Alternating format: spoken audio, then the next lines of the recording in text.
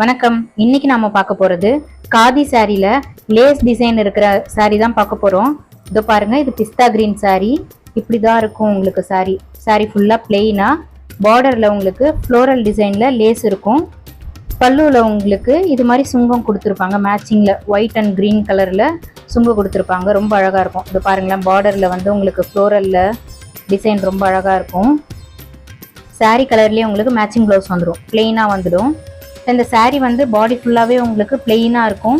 பார்டரில் மட்டும்தான் ஃப்ளோரல் டிசைனில் லேஸ் மாடல் கொடுத்துருப்பாங்க.